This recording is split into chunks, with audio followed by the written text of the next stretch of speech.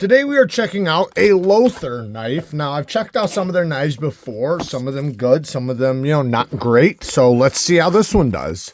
So we have decent packaging. I don't mind this. It looks like a sunglasses case, but, hey, it's a good way to protect your knife. And we have what looks almost like a Buck 110, but, ooh, it is a button lock, a Buck 110 button lock. It's not a Buck 110, it's just a clip point blade. It actually looks much different than a Buck 110, actually, now I look at it. So it's got a beautiful clip point blade. And one thing I got to appreciate about this clip point is the tip is lower than the center of the pivot. Boy, does that make this a great knife. So if you guys don't know, clip points, they range because of the clip. It can clip and raise up. It can clip, and go high. There's so many different ways. In my opinion, the absolute best clip points are ones like this, where it's a straight clip point and it's a low tip clip point. So this is going to be very easy to do utility cuts, yet you have just enough belly to cut down on a rope or cut down on a surface. So that's actually really, really cool. Blade steel's 14C. Love to see that. Geometry could be a little thinner. I would love to see a hollow grind on this, but it's not bad. I think a lot of people use their knives, I don't want to say stupidly because that's not true. They use their knives rough. So in some cases, those people might not want the sliciest of edges because, it could chip or something like that, depending on what you're doing. This has that happy medium thickness where it's going to be thin enough to slice just fine, especially if you put a low edge angle on there, but it's thick enough that it's going to hold some toughness. We have a steel. I believe this is steel. Let me just double check. It feels like steel. Yes, we have a steel body with the G10 overlays. I'm not sure if it comes in other versions like my Carta or anything like that. This is nice and grippy G10. I like that. It's very slim, very thin in the hand, like slim this way, just slim all the way around, but full 4-finger grip. No problems with cutting with it, no matter what grip, whether it's the pinch grip, utility cut, slicing. You can turn around and cut straps 100% because you have a straight back right here, which allows you to wrap your fingers around and have the same amount of leverage going across your fingers. Because when you cut straps, all the pressure is going to be right here and basically around the entire hand or spine of the handle. When you're going forward, where the pressure hits is the pinky and the ring finger.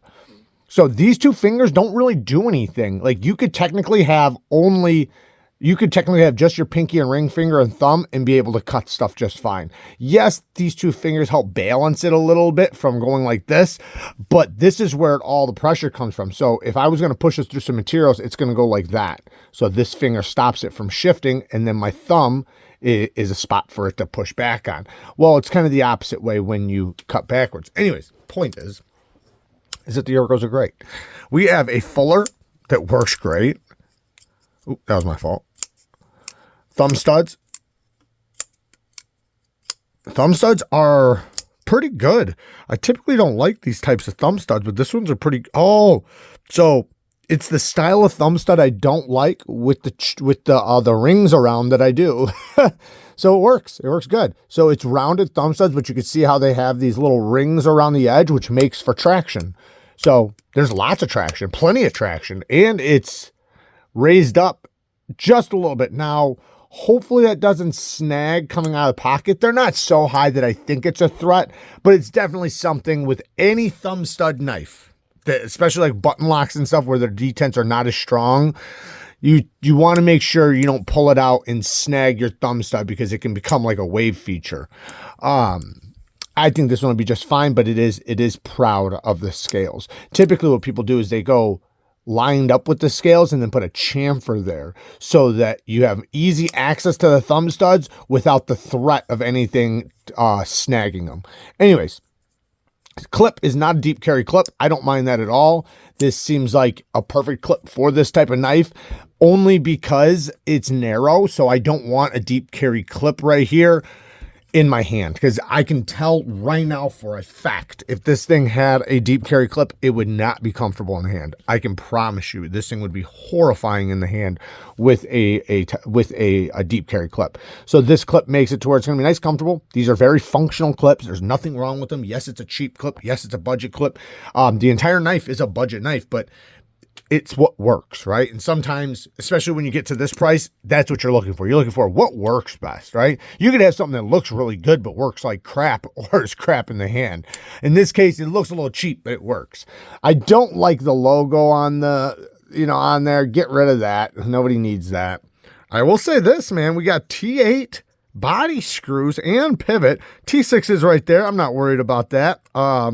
But the body screws are all T8. That's very cool. Let's go back to this action really quick, because I didn't even stop on the action for some reason. The button, very, very smooth on the drop. I'm surprised right now. This is actually solid. I'm curious to know if this is a fluke.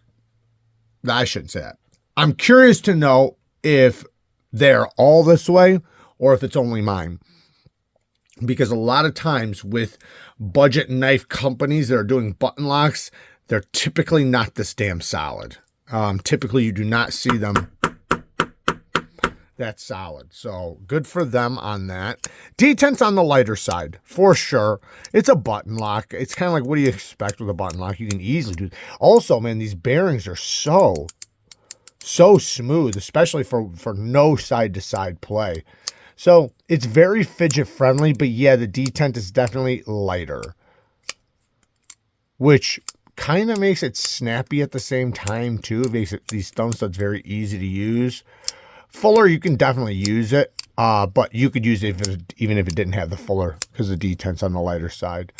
I don't think it's too light, but it's definitely on the lighter side. And if you wanted to, man, just stretch that spring out and it will be a stronger detent, because the detent is being created by that plunge hitting the side of the blade right there and creating a detent right there. You can see it pushing it out. Okay, so the lockup, let's look at that again. Look at that lock face geometry. Let's do a soft lockup. Okay, I got a little tiny bit of play when I did that.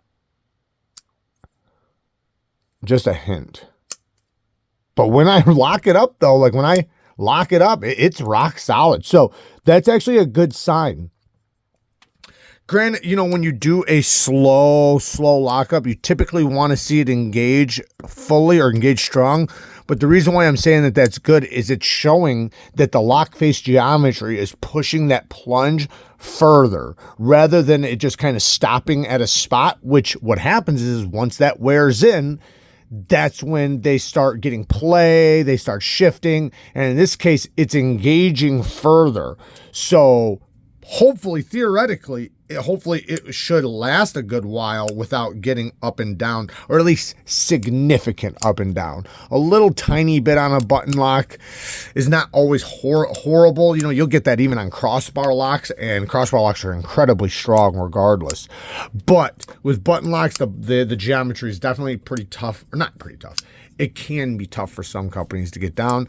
These guys seem like they got it, though, which I'm definitely impressed. I like it. It's not going to be everybody's style. It does have a little bit of a...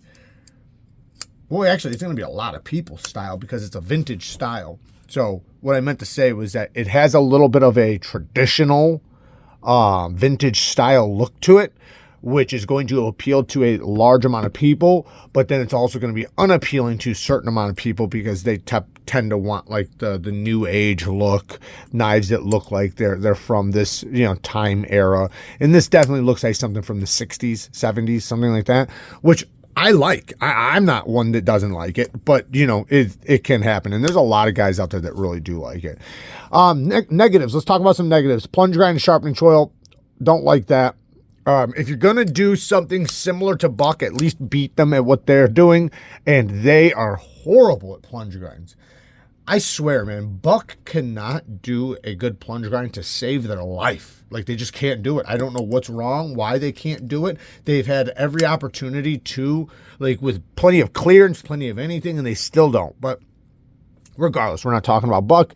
These guys could have done it better. They could have added a bigger notch to where the edge bevel is not close to the plunge grind. If you look at this, you can see the edge is very close to the end of the plunge grind, which is right there. So you're going to create a smile when this is sharpened. Not that big of a deal. It's a budget knife. It's not a deal breaker or anything like that. And you can easily notch it out yourself. You can easily take, you know, a little Dremel or whatever, notch it out, or diamond file, whatever. You'll be fine. You can clean it up if you're worried about it. You most likely won't be. But this is one that I would want to put a lower edge angle on because of the geometry. I'm not saying the geometry is super thick, but it's a little bit thicker behind the edge, so it's something that I would want a little bit of a lower angle on. Not nothing crazy, but something to where it's going to make this very, very, very slicey geometry cuts. And with this blade geometry, it's just fine with the proper edge angle. And in this case, I would want to put a lower angle than what it has on there. This edge, it's fine. It's plenty sharp. It'll shave hair, but, you know, it's not as sharp as I'd prefer.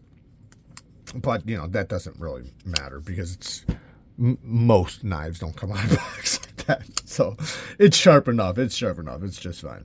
Next negative, T6s. I don't like the T6s. Not that big of a deal on this one, but, you know, hey, I'm calling it as I see it. Next thing is, you know, the clip is ugly. Granted, the clip works good, but I do not like the Lothar thing. Get rid of that. Take the 14C, make it smaller. Take your little logo right here and put an actual logo. I guess Lothar is your logo. Oh no, this little guy's your logo. Make this your logo. This guy right here. Change that and just use the lion with the, you know, the flying lion. That would be cool. But have it small. Make it nice and small. Make it, what you don't want is you don't want it big. You don't want a bunch of lettering. You know, you want just a nice little symbol that represents you. I know you want your name to be seen when people see it in videos and stuff like that, especially in the beginning before they know your logo, right? I understand that. So it's fine if you want to do that, but at the very least, make it smaller. Make it smaller, make it a little bit more discreet. And any type of lettering or anything, typically, try to be as discreet as possible. People like discreet. People don't like their knives to have screaming wording and logos and lettering and stuff on them. They typically want it to be as clean as possible. They don't mind a little bit. And a little bit, you know, sometimes it looks good. Like when they do it on the pivot or when they do it in a certain fashion that's, you know, that's interesting. That's cool. But this just looks like, you know, something I would type out on a computer. All in all, you know, this is one that is pretty cool. It's a design that's proven, right? This is a proven design to work. It's not a big knife. This is not a small knife. It's literally like the perfect happy medium size knife for most people. I think this would be the perfect size for. I'm interested to know how this button lock is going to hold up over time. Considering it is so damn solid right out of the box, I do not know if they're all like that. Hopefully they are, because this is a good representation of this model. I will say that. I got, and I don't know, maybe they picked the best one, but this would be, if I, you know, considering I didn't buy this, they sent this to me. If I bought this, I would be very happy with this one. So there you guys go. If you guys like this type of content, I'll put some cards up on the screen for you to click on. Work hard, stay tough. Until next time, peace.